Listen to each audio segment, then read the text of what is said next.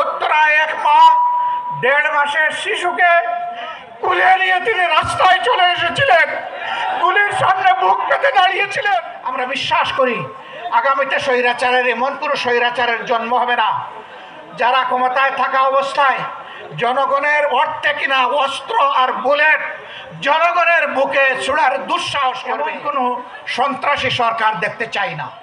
তাহলে কি করতে হবে? সবগুলোকে আমরা পায়ের নিচে ফেলে দিয়েছি। আমরা চাই এমন একটি দেশ হবে যেই দেশে কোনো বৈষম্য থাকবে। যারাই সমাজের দুশ্মন তারাই শিল্প ধ্বংস করতে চায়। আমরা কোনো শপথবদ্ধ রাজনীতিবিদকে আদালতের বিচারক হিসাবে দেখতে চাই না। তার সর্বশেষ দুঃখজনক ঘটনার শিকার হয়েছেন আমাদের কলিজার টুকরা আল্লামা দেলাওয়ার হোসেন সাঈদী। শহীদ আমিরে জামাত মৌলানা মতিউর রহমান নিজামী থেকে শুরু করে অধ্যাপক গোলাম আজম রাহিমাহুল্লাহ থেকে শুরু করে যাদেরকে হত্যা করা হয়েছে, আমরা দেখতে চাই এই জগতে সেই হত্যাকারীদের বিচার হয়েছে। সেনাবাহিনীর 57 জন কমিটির চৌকস দেশপ্রেমিক অফিসারকে নির্মমভাবে ক্ষমতায় আসার মাত্র 2 মাসের ভিতরে হত্যা করা হয়েছে। শহীদের রক্ত বেঁচে যেতে দিব না। জামাত ইসলামী জিন্দাবাদ।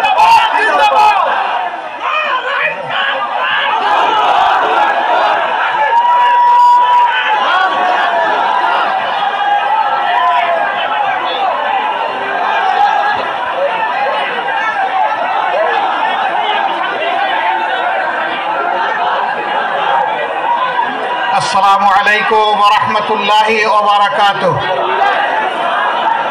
আলহামদুলিল্লাহি রাব্বিল আলামিন ওয়াস সালাতু ওয়াস সালামু আলা রাসূলিহিল কারীম ওয়া আলা আলিহি ওয়া সাহবিহি ওয়া আহলি বাইতি আজমাইন, আম্মা বাদ। বাংলাদেশ জামাতে ইসলামী গাজীপুর মহানগরী এবং জেলা শাখা কর্তৃক আয়োজিত সম্প্রতি বৈষম্য বিরোধী আন্দোলনের শহীদ পরিবার এবং আহতদের সাথে মত বিনিময় এবং সুধী সমাবেশের সম্মানিত সভাপতি, গাজীপুর মহানগরী জামাত ইসলামীর সম্মানিত আমির, কেন্দ্রীয় মজলিসে শুরার অন্যতম সদস্য জনাব অধ্যাপক জামাল উদ্দিন, মঞ্চে বসা কেন্দ্রীয় নেতৃবৃন্দ, স্থানীয় নেতৃবৃন্দ, প্রিয় গাজীপুরবাসী, সাংবাদিক বন্ধুগণ, আসসালামু আলাইকুম ওয়া রাহমাতুল্লাহ। মহান রবের শুকরিয়া আদায় করছি, গতকাল পর্যন্ত মুষলধারে বৃষ্টি হয়েছে। আয়োজক বন্ধুরা আল্লাহর দরবারে চোখের পানি দিয়ে বলেছিলেন, আল্লাহ চোখের পানির ফুটা কবুল করে তোমার আসমানের ফুটাগুলাকে তুমি নিয়ন্ত্রণ করে নাও। আল্লাহ তাআলা তাদের ডাক কবুল করেছেন। অত্যন্ত সুন্দর একটি আবহাওয়া আল্লাহ আমাদেরকে উপহার দিয়েছেন, আলহামদুলিল্লাহ রাব্বিল আলামিন। আমি আমার আলোচনার সূচনায় 2009 সালের 10 জানুয়ারি আওয়ামী লীগ ক্ষমতায় আসীন হওয়ার পর থেকে 2024 সালের 4 আগস্ট পর্যন্ত, এমনকি 5ই আগস্ট পর্যন্ত দেশে আওয়ামী লীগ ঠান্ডা মাথায় যাদেরকে খুন করেছে, যাদেরকে গুম করেছে, আহত করেছে, পঙ্গু বানিয়েছে, তাদের সকলের প্রতি আমি গভীর শ্রদ্ধা নিবেদন করছি। জালিমদের হাতে যারা নিহত হয়েছেন, ঈমান নিয়ে দুনিয়া থেকে যারা বিদায় নিয়েছেন, দেশ এবং জাতির প্রতি ভালোবাসা, দেশপ্রেমকে পুঁজি করে যারা সমান্তরে লড়াই করে দুনিয়া থেকে বিদায় নিয়েছেন, মহান মনিবের দরবারে দোয়া করি আল্লাহ তাদেরকে মর্যাদাশীল শহীদ হিসাবে কবুল করুন। যারা আহত হয়েছেন, পঙ্গু হয়েছেন, মহান রব্বুল আলামিনের দরবারে দোয়া করি আল্লাহ তাআলা তাদেরকে সুস্থতার নিয়ামত দান করুন। দেশে প্রবাসে সমান তালে স্বৈরাচারের হাত থেকে দেশ এবং জাতিকে মুক্ত করার জন্য যারা লড়াই করেছেন, আমি আমার প্রিয় সংগঠনের পক্ষ থেকে, বাংলাদেশের শান্তিকামী মুক্তি পাগল জনগণের পক্ষ থেকে তাদের সকলকে অভিনন্দন জ্ঞাপন করছি। সম্মানিত ভাইয়েরা, সম্ভবত পর্দার আড়ালে মা বোনেরা আছেন, এই দেশ আমাদের সবার, এটি আল্লাহ তাআলার দান। এই দেশ দফায় দফায় সাগর সাগর রক্তের বিনিময়ে বারবার মুক্তির জন্য আহাজারি করেছে। 47-এ, 71-এ, আবার 24 সালে কোন জাতি আমি জানি না তাদের নিজেদের মুক্ত স্বাধীন অধিকারের জন্য এত রক্ত এত দফায় দিয়েছে কিনা আমি জানি না। আল্লাহ তাআলার দরবারে দোয়া করি, আল্লাহ তাআলা এই জাতির লড়াকু এই সৈনিকদের সমস্ত ত্যাগকে কবুল করুন। সমান তালে যুদ্ধ করেছে নারীরা, পুরুষরা, যুদ্ধ করেছে 1.5 মাসের শিশুরা। 24 তারিখ যে নতুন স্বাধীনতা বাংলাদেশের মানুষ লাভ করেছে, তার মাত্র 2 দিন আগে উত্তরায় এক মা 1.5 মাসের শিশুকে কুলে নিয়ে তিনি রাস্তায় চলে এসেছিলেন, গুলির সামনে বুক পেতে দাঁড়িয়েছিলেন। সাংবাদিকরা বলেছে, মা তুমি সরে যাও, তোমার এই কচি বাচ্চাকে নিয়ে তুমি এখানে থেকো না। সে বলেছে, আমার তো কোনো বড় বাচ্চা নাই, আমার পরিবারে তাইলে কি কোনো শহীদ হবে না? আমি এই বাচ্চা নিয়ে শহীদ হওয়ার জন্য এখানে এসেছি। আমি আমার এবং আমার বাচ্চার স্বাধীনতার বিনিময়ে জাতি মুক্ত হয়েছে, স্বাধীন হয়েছে, আমি দেখতে চাই। আল্লাহু আকবার, আল্লাহু আকবার। আল্লাহ যে জাতির মধ্যে এই ধরনের মা সৃষ্টি করেছে, আমরা দোয়া করি আল্লাহ তাআলা সেই জাতির মায়েদের পেট থেকে সন্তান সৃষ্টি না করে আল্লাহ যেন যোদ্ধা সৃষ্টি করে দেন। সম্মানিত ভাইয়েরা, অতীতের বঞ্চনা কষ্টের দিকে ফিরে যাব না, এর সাক্ষী দেশের জনগণ এবং সারা বিশ্ববাসী। আমরা শুধু এটুকু বলি, এর থেকে আগত অনাগত আমাদের সকলের জন্য শিক্ষা হয়। জাতির সাথে গাদ্দারি করলে, জাতির সেবক হয়ে আসার ঘোষণা দিয়ে মালিক বনে গেলে কি পরিণতি বরণ করতে হয়, এর থেকে আমরা সারা দেশবাসী যেন শিক্ষা গ্রহণ করতে পারি। যদি আমরা শিক্ষা গ্রহণ করি, আমরা বিশ্বাস করি আগামীতে স্বৈরাচারের এমন কোনো স্বৈরাচারের জন্ম হবে না যারা ক্ষমতায় থাকা অবস্থায় জনগণের অর্থে কিনা অস্ত্র আর বুলেট জনগণের বুকে ছোড়ার দুঃসাহস করবে, এমন কারো জন্ম হবে না। আমরা এমন নতুন কোনো, আজ হোক কাল হোক নিকটে হোক দূরে হোক, এমন কোনো সন্ত্রাসী সরকার দেখতে চাই না। তাহলে কি করতে হবে? প্রিয় বাংলাদেশটাকে এক করতে হবে। 18 কোটি মানুষের 36 কোটি হাতকে এক জায়গায় ধরতে হবে। বিশ্বকে জানান দিতে হবে দেশ এবং জাতির স্বার্থে আমাদের মধ্যে কোনো বিভাজন নেই।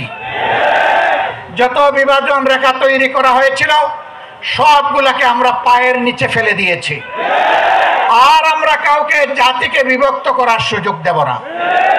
দলের ভিত্তিতে, ধর্মের ভিত্তিতে, গোষ্ঠীর ভিত্তিতে আমরা কাউকে আর জাতিকে ভাগ করার সুযোগ দেব না। জাতিকে তারাই ভাগ করে যারা জাতির দুশ্মন। জাতির যারা বন্ধু তারা কখনো তার জাতিকে ভাগ এবং বিভক্ত করতে পারে না। এই ক্ষেত্রে আমরা আপোষহীন। আমরা মতলববাজদেরকে জানিয়ে দেব, অতীতে তোমরা যা করেছো এই জাতি আর ভবিষ্যতে তোমাদেরকে তা করতে দিবেন না। আমরা জানিয়ে দেব, এখন থেকে বাংলাদেশের মানুষ কালোকে কালো বলবে, সাদাকে সাদা বলবে। এখানে সাংবাদিক বন্ধুরা এসেছে, এই জগৎ সাক্ষী। সাংবাদিকদেরকে বলা হয় জাতির দর্পণ বা আয়না, মিডিয়াকে বলা হয় জাতির দর্পণ বা আয়না, সাংবাদিকদেরকে বলা হয় জাতির বিবেক।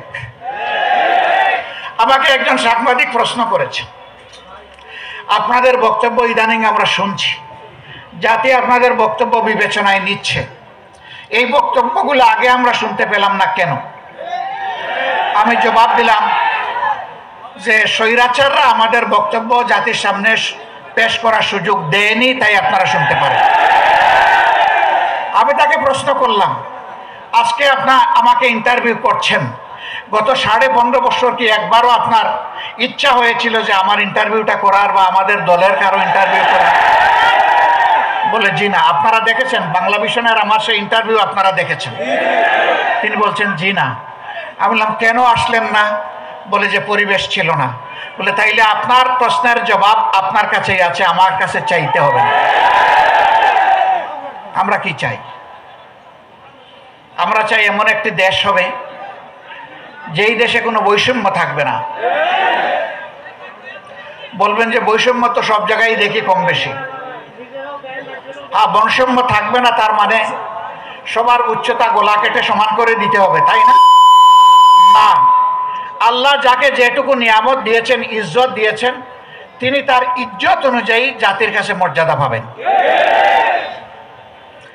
একজন সাধারণ শ্রমিক, তাকে আমি অবহেলা করব না, কারণ আমার নবী বলেছেন তার গায়ের ঘামের ফুটা শুকাবার আগে তার পারিশ্রমিক, তার পাওনা তার হাতে তুলে দাও। বলবেন তাহলে কি প্রতিদিন বেতন দিতে হবে? হ্যাঁ, যদি শ্রমিকরা চায় প্রতিদিন দিতে হবে। আর যদি বলে যে না, মাসের শেষে আমার বেতনটা ঠিক মতো আমাকে দিয়ে দিয়েন, তাহলে সেভাবেই দেবেন। এখানে কোনো ধরনের টাল বাহানা চলবে না। তবে আমাদের দেশে মতলববাজরা মালিক এবং শ্রমিকের মাঝে সংঘর্ষ বাধায় রাখে।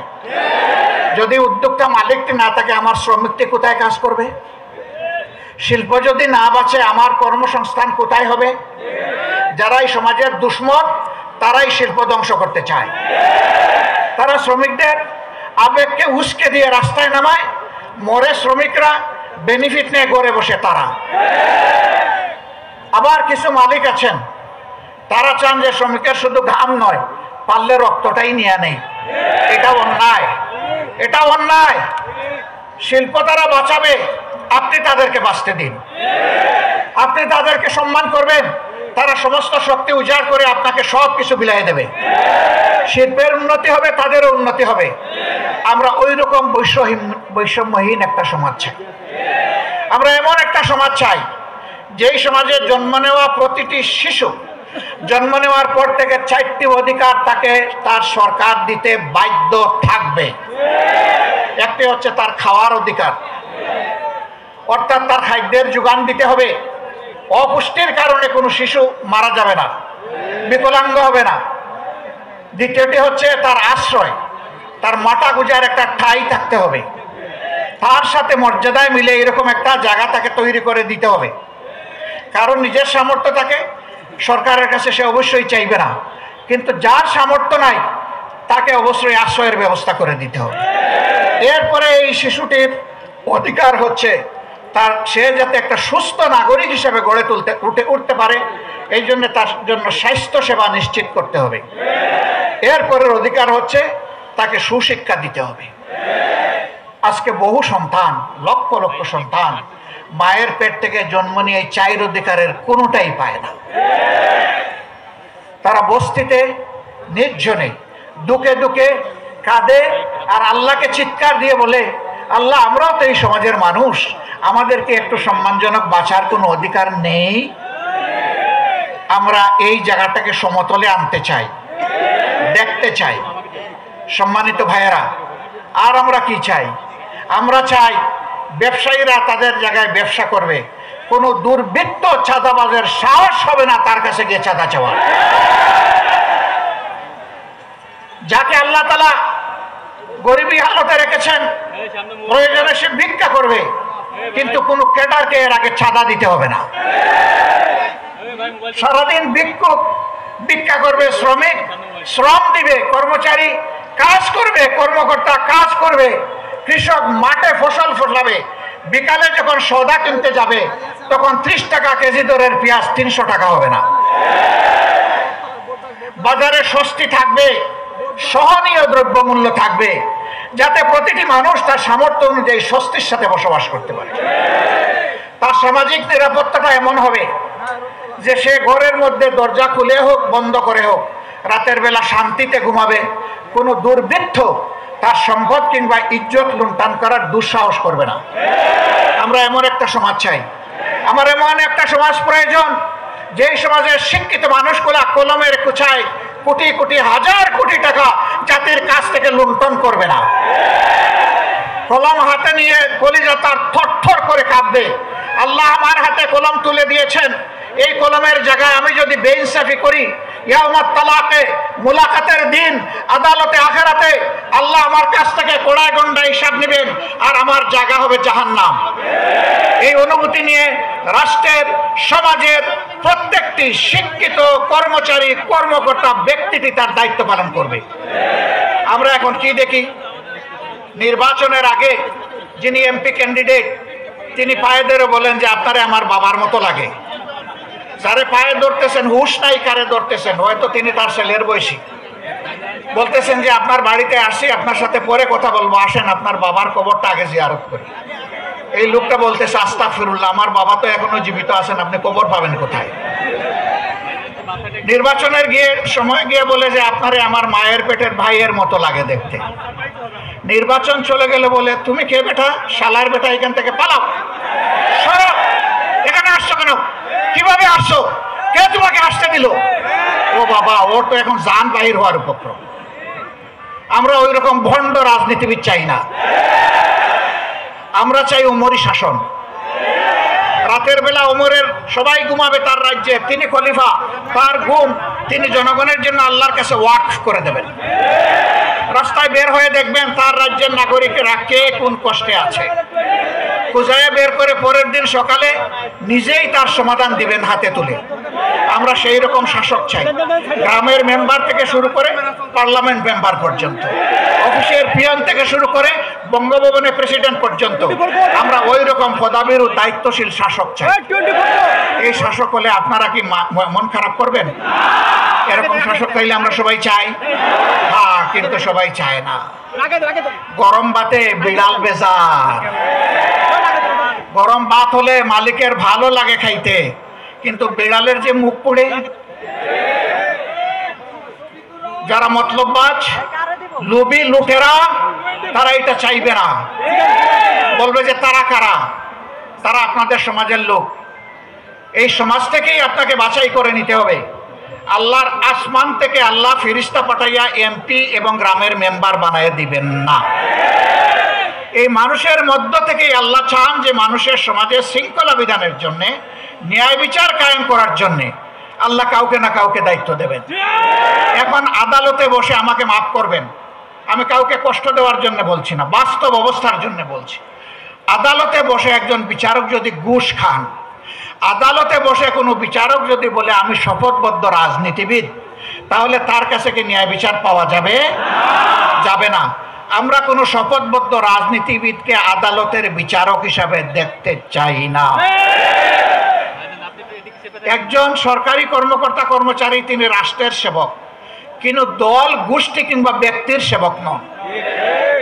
আমরা এমন কোনো কর্মকর্তা কর্মচারী আগামীতে দেখতে চাই না যে যাদেরকে বাধ্য করা হবে রাষ্ট্র, জনগণ বাদ দিয়ে গোষ্ঠীর পূজা করার জন্য। এমন একটা দেশ আমাদের সকলের কামনা, সেই দেশটা আমাদেরকেই গড়তে হবে ইনশাআল্লাহ।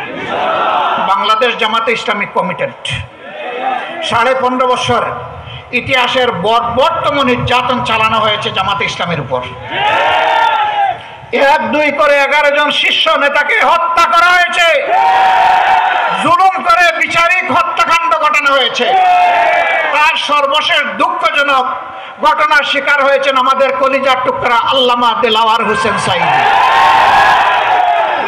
শহীদ আমিরে জামাত মওলানা মতিউর রহমান নিজামী থেকে শুরু করে অধ্যাপক গোলাম আজম রাহিমাহুল্লাহ থেকে শুরু করে যাদেরকে হত্যা করা হয়েছে, আমরা দেখতে চাই এই জগতে সেই হত্যাকারীদের বিচার হয়েছে। হত্যার পরিকল্পনাকারী, মাস্টার মাইন্ড, হত্যা বাস্তবায়নকারী, আদালতে বসে যারা দুষ্ট রায় দিয়েছে তারা, যারা মিথ্যা সাক্ষী দিয়েছে তারা, ইনভেস্টিগেশন করতে গিয়ে যারা নাটক বানিয়েছে তারা, এদের কেউ যেন সেই অপরাধ থেকে রেহাই না পায়। সম্মানিত বন্ধুগণ, শুধু কি আমাদের নেতৃবৃন্দকে আর কর্মীদেরকে হত্যা করা হয়েছে না, এরা গোটা জাতিকে হত্যা করতে চেয়েছিল। সেনাবাহিনীর 57 জন কমিটেড চৌকস দেশপ্রেমিক অফিসারকে নির্মমভাবে ক্ষমতায় আসার মাত্র 2 মাসের ভিতরে হত্যা করা হয়েছে। পিডিআর বাহিনীকে ধ্বংস করা হয়েছে, নিজেদের ক্ষমতায় যাওয়ার সিঁড়ি হিসাবে তাদেরকে বলির পাতা বানানো হয়েছে। এই সবগুলার বিচার চাই। নিরীহ মানুষগুলা যারা জেলে বন্দী আছে তাদের সবার মুক্তি চাই। এটি মেজহারুল ইসলাম, তিনি কি দোষ করেছিলেন, তার বিরুদ্ধে 1.5 মাইল দূর থেকে অমাবস্যার রাতে তারে নাকি দেখে চিনছে, এটাও সাক্ষী তার বিরুদ্ধে। এইরকম বাজে সাক্ষী, মিথ্যা সাক্ষীর মাধ্যমে, বাজে এবং মিথ্যা অভিযোগের মাধ্যমে যারা চলে গেছেন তাদেরকে ফেরত পাবো না। কিন্তু আমরা দেখতে চাই যে আজহারুল ইসলাম সাহেবের উপর এখন যেন ন্যায় বিচার করা হয়। সম্মানিত ভাই ও বন্ধুগণ, আমরা বলেছিলাম আমরা প্রতিশোধ নেব না, আইন হাতে তুলে নেব না। মহান রবের শুকরিয়া আদায় করি, 56,000 বর্গমাইলের আমাদের 2.5 কোটি সহযোগী আল্লাহর মেহেরবানি চরম ধৈর্য ধারণ করেছে। কেউ বলতে পারবে না এত বড় পরিবর্তনের পরে তারা কারো গায়ে হাত দিয়েছে, কারো ইজ্জতে টান দিয়েছে, কারো কাছে চাঁদা চেয়েছে, রাজপথ অথবা ফুটপাত দখল করেছে, কোনো ব্যবসায়ীকে হয়রান করেছে, হুমকি দিয়েছে। আল্লাহর মেহেরবানি কেউ বলতে পারবে না। যে আল্লাহ তৌফিক দিয়েছেন, আবার মাথা নত করে সেই আল্লাহর শুকরিয়া আদায় করে আলহামদুলিল্লাহ। আমরা আমাদের ক্রোধকে পায়ের নিচে ফেলেছিলাম, আল্লাহর কাছে চেয়েছিলাম, আল্লাহ এটা যদি বিজয়ের প্রাথমিক আলামত হয়, এখানে গোলামদের বান্দীদের অহংকার করার কোনো জায়গা নেই। সমস্ত প্রশংসা কেবল তোমার। তুমি যে 3 দফা কর্মসূচি দিয়েছ, বিজয়ের সাথে ওইটাই আমরা পালন করব। ফাসাব্বিহ বিহামদি রাব্বিকা ওয়াস্তাগফির। আমরা তোমার প্রশংসা গাইব, আমরা তোমার পবিত্রতা বয়ান করব, করতেই থাকব। আর মানুষ হিসাবে আমাদের যত ত্রুটি বিচ্যুতি হয়েছে তার জন্য তোমার কাছে ইস্তেগফার করব, মাপ চাই। আমরা আমাদের কর্মীদেরকে বলেছিলাম যে সেজদায় পড়ুন, চোখের পানি দিয়ে খুশির সাথে আল্লাহ শুকরিয়া আদায় করুন। আমরা বলেছিলাম কমপক্ষে 1টা রোজা রেখে আল্লাহ শুকরিয়া আদায় করুন। আমরা বলেছিলাম কমপক্ষে 2 রাকাত নফল নামাজ পড়ে বলেন, ও আল্লাহ সমস্ত মেহেরবানি তোমার, তোমার কাছে আমরা শুকরিয়া আদায় করছি, আর কারো কাছে নয়। আমরা বলেছিলাম নিজের তৌফিক অনুযায়ী অসহায় মানুষকে একটু সাদাকা দেন। আলহামদুলিল্লাহ, দেশে বিদেশে যত জায়গায় আমাদের সহকর্মী শুভাকাঙ্ক্ষীরা ছিলেন তারা সবাই এই কাজ করেছেন। আমি আল্লাহর শুকরিয়া আদায় করি, আমাদের ভাই বোনদেরও আমি শুকরিয়া আদায় করি। বলবেন তাহলে এত বড় পরিবর্তনে কারো কি কোনো ভূমিকা নেই? কেন থাকবে না?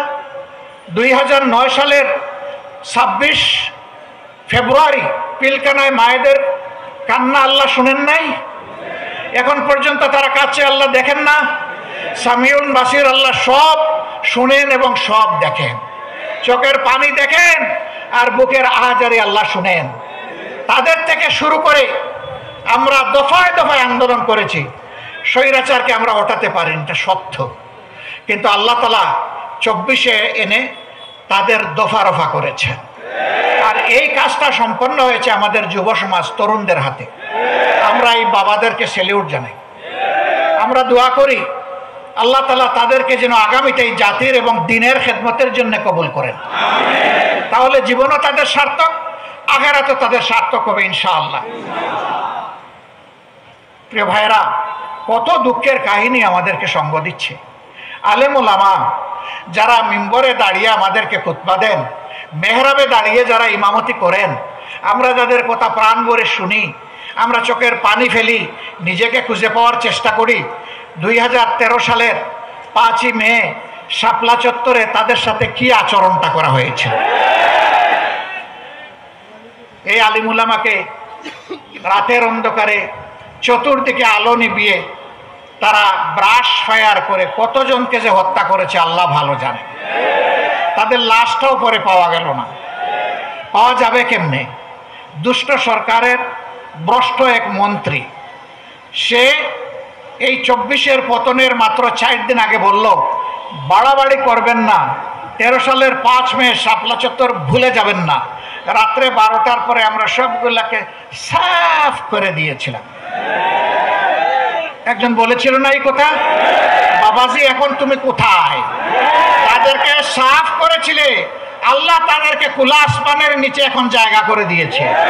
তুমি এখন কোথায়? কোন জঙ্গলে লুকিয়ে আছো? কোন গর্তে তোমার অবস্থান জাতি এখন জানতে চায়। আল্লাহ এই জমিন থেকে তোমাদের সমস্ত ইজ্জত সাফ করে দিয়েছে। এখন বিভিন্ন জায়গায় তোমরা পালাচ্ছ কেন বাবারা? এটা না তোমাদের মার দেশ না বাবার দেশ? আমরা না তোমাদের দাস এবং প্রজা? তোমরা না দেশের মালিক ছিলা? তো মালিকগুলা কোথায় গেলা? আসো সাহস করে। তোমরা যাদের উপর সবচেয়ে নিকৃষ্ট আচরণ করেছো, তোমরা সাক্ষী, জগৎ সাক্ষী, মাবুদ সাক্ষী, তাদের একজন মানুষ এই দেশ থেকে পালানোর চেষ্টা করেননি। হাসি মুখে ফাঁসি বরণ করেছেন, কিন্তু অন্যায়ের কাছে আল্লাহ তাদের মাথা সমুন্নত রেখেছিলেন, তারা মাথা নত করেন। তাদেরই একজন আমাদের কলিজার টুকরা মীর কাসেম আলী, তিনি তো আমেরিকায় ছিলেন। তার আপনজনরা তাকে অ্যাডভাইস করেছে not to come back in Bangladesh. তিনি বলেছেন হোয়াই, কেন আসবো না, এটা আমার জন্মস্থান। বলে যে জামাতের নেতৃবৃন্দের সাথে যা করা হয়েছে আপনি আসলে তাই করব। তিনি বললেন আমি দুটি কারণে আসব।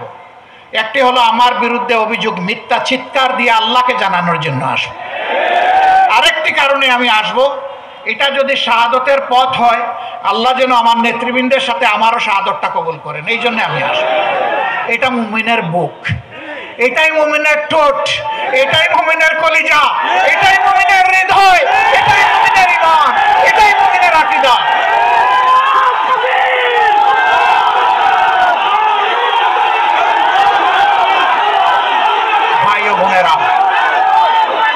ভাই ও বোনেরা, যারা অপরাধী, সেই অপরাধী আমি হলে আমি আমার বিচার চাই, আমি ন্যায় বিচার চাই। আমি যদি ফাঁসির উপযুক্ত কোনো কাজ করি, আমাকে ফাঁসি দেওয়া হোক। আদালতের ন্যায়ভ্রষ্ট কোনো বিচার চাই না, কোনো দুর্বৃত্তকে আদালতের চেয়ারে আর দেখতে চাই না। যারা বিবেকের এই আমানত রক্ষা করতে পারবে, তাদেরকেই আমরা আদালতের বিচারের আসনে, সম্মানিত আসনে দেখতে চাই। যারা কারো মুখের দিকে তাকাইয়া কোনো বিচার করবে না, বরঞ্চ নীতি এবং নৈতিকতার উপর, সাক্ষী এবং ফ্যাক্টের উপর, বাস্তবতার উপর যারা বিচার করবে, সেই বিচারের রায় যদি ভুল হয়, তাও আল্লাহর কাছে তারা পুরস্কৃত হবে, কারণ বিচারের পদ্ধতি ছিল সঠিক। এমনকি আল্লাহ রসুল বলেছেন, আমার বিচারে কেউ নির্দোষ হয়ে যাওয়ার মানে এই নয় যে আল্লাহর বিচারেও সে নির্দোষ। আমি যা সাক্ষী প্রমাণ পাই তার ভিত্তিতে আমি রায় দেই। যদি কেউ ভুল সাক্ষীর মাধ্যমে আমার কাছ থেকে ভুল রায় আদায় করে, এর জন্য সে দায়ী, এবং হাসরের দিন তার ডাবল শাস্তি হবে। একটা তার পাপের শাস্তি, আর একটা বিচারাঙ্গনকে প্রতারিত করার শাস্তি। সম্মানিত ভাইয়েরা, আমরা ন্যায় বিচার চাই। এই জন্য যারাই যেখান থেকে এই জাতির উপর জুলুম করেছেন, তাদের সকলের বিচার এই জাতি দেখতে চায়। যারা শহীদ হয়েছে, আমাকে সাংবাদিকরা প্রশ্ন করে আপনাদের দলের কয়জন শহীদ হয়েছে? আমি ওই যত শহীদ হয়েছে সব আমাদের দলের। এটা কিভাবে বলেন? অন্য দলও তো দাবি করে। বলে আমাদের দল কোনটা জানেন? আমাদের দল হচ্ছে মানবতার দল। আমাদের দল হচ্ছে 18 কোটি মানুষের দল। 18 কোটি মানুষ যেখানে আছে, আমরা ওই দলে আছি। আমরা শহীদদেরকে কোনো দলীয় ভিত্তিতে ভাগ করতে চাই না। এই শহীদরা জাতির সম্পদ, ইজ্জতের চূড়ান্ত সীমায় আমরা তাদেরকে রাখতে চাই, দেখতে চাই। কিন্তু রাষ্ট্রের দায়িত্ব আছে। যারা লড়াই করে বুকের রক্ত দিয়ে, জীবন দিয়ে, যাদের সন্তানেরা, যাদের স্বামীরা, যাদের বাবারা এই সমাজকে মুক্তি এনে দিয়ে গেছেন, এই পরিবারগুলোর প্রতি সরকারকে অবশ্যই তার নৈতিক দায়িত্ব পালন করতে হবে। জাতিকেও দায়িত্ব পালন করতে হবে। এই জাতির অংশ হিসেবে আমরা একটু দায়িত্ব পালনের চেষ্টা করেছি। আমি মাপ চাইব শহীদ পরিবারের লোকদের কাছে। আমরা আপনাদের পাশে গিয়েছি আপনাদেরকে অনুগ্রহ করার জন্য নয়, বরঞ্চ আপনাদের দোয়াটি নিয়ে আমাদের দিলটা, বুকটা শীতল করার জন্য।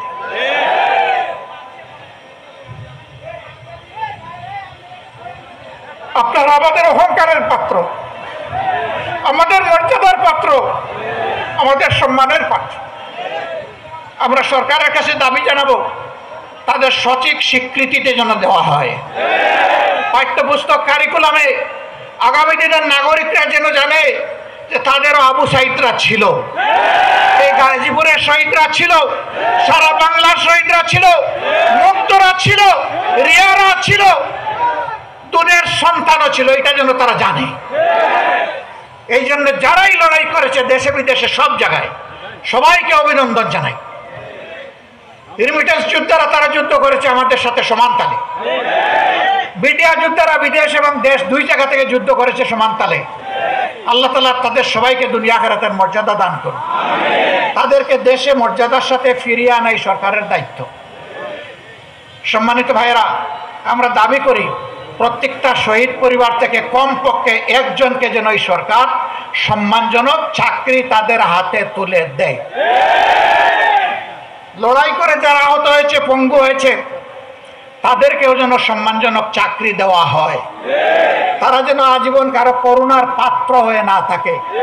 তার যোগ্যতার বলেই যেন সে পরিবারকে আল্লাহর সাহায্য নিয়ে সামলাতে পারে। আমরা এই দুই জায়গার দাবি অত্যন্ত স্পষ্ট রাখলাম। সরকার আশা করব আমাদের এই দাবির প্রতি তারা সম্মান প্রদর্শন করবেন। সম্মানিত ভাইয়েরা, কিন্তু আমি পরিষ্কার বলতে চাই, এরা পরিবারে চাকরি পাওয়ার জন্যে অথবা কারো একটু সহযোগিতার জন্য এরা কেউ লড়াই করে নাই। এরা নিঃস্বার্থ লড়াই করেছে জাতিকে সম্মানিত করার জন্য। জাতির দায়িত্ব এখন এই পরিবার এবং ব্যক্তিদেরকে সম্মানিত করা, এটা করতে হবে, এর কোনো বিকল্প নেই। আমরা দল এবং ধর্মের ভিত্তিতে কোনো বিভাজন মানি না। আমি হিন্দু ভাইদের কাছে গিয়েছি, বৌদ্ধ ভাইদের কাছে গিয়েছি, খ্রিস্টান ভাইদের কাছে গিয়েছি, তাদের খোলামেলা কথা শুনেছি। আমি বলেছি, আপনারা মাইনরিটি ভাবেন কোনো নিজদেরকে? আমি জন্ম নেওয়ার কারণে আমার যে অধিকার আমার সরকারের উপর আছে, আপনাদের সমান অধিকার আছে। আপনাদের এই অধিকারের জন্য আপনারাই লড়াই করবেন, আমরাও লড়াই করবো আপনাদের সাথে। আমরা এখানে ধর্মের ভিত্তিতে কোনো বিভাজন মানব না। কোনো মেজরিটি মাইনরিটি নাই। একজন নাগরিক বাংলাদেশে জন্ম নিয়েছে, তার পরিচয় সে বাংলাদেশের নাগরিক, সে বাংলাদেশ, এটাই তার পরিচয়। অন্য কোনো পরিচয় আমরা দেখতে চাই না। হ্যাঁ, একজনের ধর্মকে অনুসরণ করবে, এটা তার ইচ্ছার ব্যাপার। সে দল কোনটা গ্রহণ করবে, এটাও তার চয়েসের ব্যাপার। এখানে কোনো বাড়াবাড়ি এবং হস্তক্ষেপ দেখতে চাই না। অমুক ব্রাহ্মণ আর অমুক সাঁওতাল, এটা আর আমরা দেখতে চাই না। হ্যাঁ, ব্রাহ্মণরা তাদের মর্যাদা নিয়ে তারা থাকবেন, সাঁওতালও তার একটা মর্যাদা নিয়ে এসে, কিন্তু রাজনীতিতে কোনো ব্রাহ্মণগিরি চলবে না। ব্রাহ্মণগিরি হচ্ছে আমার বংশগিরি, হচ্ছে আমার ধর্মীয় জায়গায়। রাষ্ট্রে আমরা সবাই সমান। এই সবাই সমান করে সবাইকে ঐক্যবদ্ধ করে আমরা একটা ঐক্যবদ্ধ জাতি চাই।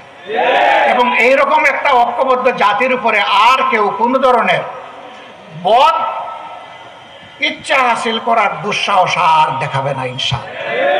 এখন কথা হলো, যারা পালিয়ে গেলেন, করতে গেলেন, লুকিয়ে গেলেন, কলা পাতায় ঘুমাইলেন, তাদের কি হবে? হ্যাঁ, তাদের প্রতিও বিচারে কোনো জুলুম করা হোক, ওটাও আমরা চাই না। কিন্তু যার ফাঁসি পাওনা তার ফাঁসি হোক, যার জীবন পাওনা ওটাই যেন সে পায়, যার যতটুকু পাওনা সেইটাই যেন সে পায়। অবৈধ যুগে যদি ন্যায় বিচারে কেউ খালাস পায়, আমার কোনো আপত্তি নেই, কিন্তু ন্যায় বিচারটা যেন তাদের ক্ষেত্রে নিশ্চিত হয়। কারণ তারাই তো বড় গলায় বলেছেন যে আইন সবার জন্য সমান। আসেন এখন একটু সমান আইনটা কেমন দেখে যান। তারা বলেছেন স্বাধীন বিচার বিভাগ। আমরা এখনো বলছি বিচার বিভাগটা স্বাধীন থাকুক। প্রিয় ভাইয়েরা, আজকে জুমার দিন আমি আর কথা বাড়াবো না। আমি শুধু আপনাদেরকে একটা কথা বলবো, যে এত এত শহীদান, এত এত আলিম উলামার শাহাদত বরণ, এত এত আলিম উলামার উপর নির্যাতন, এইটাকে যেন আমরা ক্যাশ করতে পারি, আমরা যেন এটাকে কাজে লাগাতে পারি, আমরা যেন এটাকে অ্যাসেট করে সামনে এগিয়ে যেতে পারি। বাংলাদেশ জামাতে ইসলামী, আমি যা বললাম, এইরকমই একটা দেশ গড়তে চাই। এই দেশ গঠনে আমরা আপামর জনতার আন্তরিক ভালোবাসা, দোয়া, সমর্থন, সহযোগিতা চাই। এই কথাগুলো আপনারা ঘরে ঘরে পৌঁছে দেবেন। গাজীপুরের প্রত্যেকটা ঘরে আমাদের সালাম পৌঁছে দিবেন। প্রত্যেকটা আহত ব্যক্তির কাছে আমাদের সালাম পৌঁছাবেন। প্রত্যেকটা শহীদ পরিবারের পাশে ছায়ার মতো আপনারা থাকবেন। আমি আগেই বলেছি, তারা আমাদের গৌরব, তারা আমাদের সম্পদ, তারা আমাদের ইজ্জতের পাত্র। আল্লাহ রাব্বুল আলামিন আমাদের দেশের উপর রহম করুন। আল্লাহ তাআলা আমাদের দেশকে সাহায্য করুন।